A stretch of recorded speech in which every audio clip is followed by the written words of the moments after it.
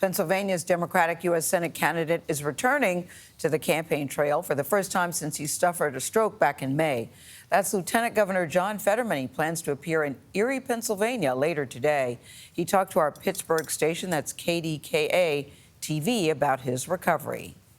I really want people to understand that I have no physical limits. Really, the only issues lingering from the stroke is just having some auditorial processing every now and then.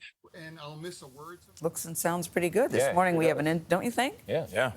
Considering you suffered a stroke in May. This morning we've got an inside look at the stresses of working in a fiercely partisan and very divided Washington. The pressure, the doctors say, can be very harmful to your health. Two Senate Democrats, Chris Van Hollen and Ben Ray Lujan, both suffered strokes earlier this year, and they've been recovering and reevaluating their very busy schedules. They told Scott MacFarlane what they've learned and offered a warning to others who may be at risk.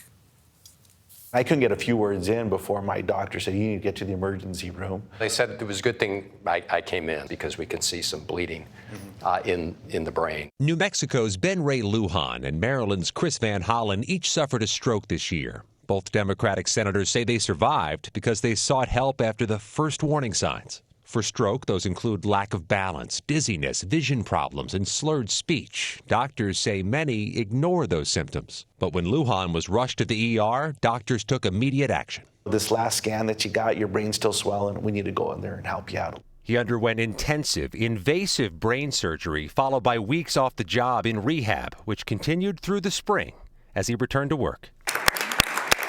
Just 2 months after Lujan's return to a standing ovation at the Capitol, Senator Van Hollen had just started a campaign speech. At first, he felt fine, but as you can see, he leans on the podium to steady himself. I felt lightheaded.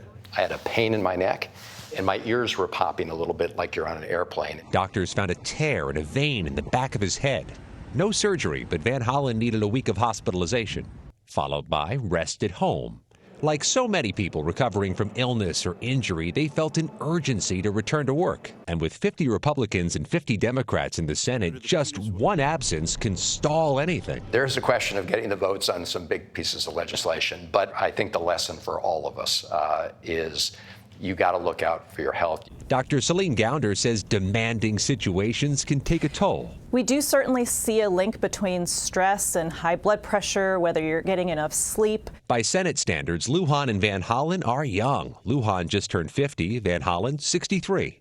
In the Senate, anxiety can be easy to find, while rest is not. We do have very stressful jobs. We're running in a million different directions. The senators say, like so many of us who have busy jobs and busy lives, they need to set aside time to do less. You need to find a way to make time, whether it's a little extra time in the morning, in the afternoon, or just catching your breath. Make time to keep yourself healthier. It is all too common for us to see patients in the hospital who have just deferred their care, even when there have been warning signs. These two senators survived and now have their own warning for others. When you're feeling these strange symptoms, don't just brush them off, which we so often do. Just keep an eye on folks, and if you see a sign as well, instead of just feeling a sign, work with that person to get them checked and get them in right away too. Senator Lujan says as the summer progresses, he feels better and stronger than he did before the stroke. But as recent votes have shown here at the Capitol, as the summer progresses, his party still doesn't have a vote to spare. Nate? Scott, thank you. Yeah, Tony, very good advice. I'm curious because, I'm new to the morning news space. It's stressful. Well, how do you balance work life?